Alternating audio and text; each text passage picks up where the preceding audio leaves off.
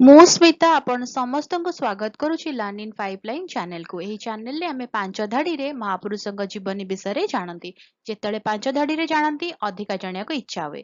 ଯଦି ଅଧିକା ଜାଣିବାକୁ ଇଚ୍ଛା ଅଛି କମେଣ୍ଟରେ ଜଣେଇବେ। ଆମେ କଣ କରିବା ନା 10 ଧାଡି 15 ଧାଡି ବା ଲମ୍ବା ଏସେ ମହାପୁରୁଷଙ୍କ ବିଷୟରେ ନେଇକି ଆସିବା।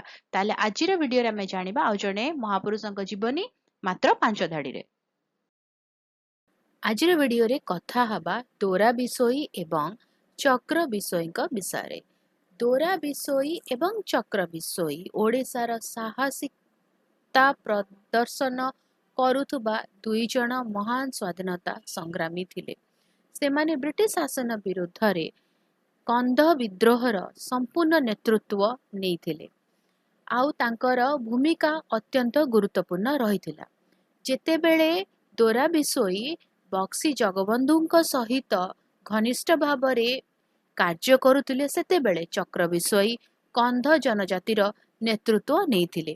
ସେମାନେ ବ୍ରିଟିଶ ଅତ୍ୟାଚାରକୁ ପ୍ରତିରୋଧ କରିବା ପାଇଁ ଆଦିବାସୀ ଏବଂ ଗ୍ରାମାଞ୍ଚଳର ଲୋକମାନଙ୍କୁ ସଂଗଠିତ କରିଥିଲେ। ଭାରତର ସ୍ୱାଧୀନତା ସଂଗ୍ରାମରେ ସେମାନଙ୍କର ସାହସ, ନେତୃତ୍ୱ ଏବଂ ବଳିଦାନ ପାଇଁ ତାଙ୍କୁ ଆଜି ମଧ୍ୟ ମନେ ରଖାଯାଇଅଛି। ଭିଡ଼ିଓଟି କେମିତି ଲାଗିଲା ମୋତେ କମେଣ୍ଟ କରିକି ଜଣାଇବ। ଯଦି ଭଲ ଲାଗିଲା ଟିକେ ଲାଇକ୍ କରିଦେବ, ଭିଡ଼ିଓ ସହିତ ସେୟାର କର, ଚ୍ୟାନେଲକୁ ସବସ୍କ୍ରାଇବ କରି ବେଲ୍ ଆଇକନ୍ ପ୍ରେସ୍ କରି ଅଲ୍ ନୋଟିଫିକେସନକୁ ଅନ୍ ରଖିଥାଅ। ତାହେଲେ ରହୁଛି, ଦେଖା ହବା ଆଗାମୀ ଭିଡ଼ିଓରେ।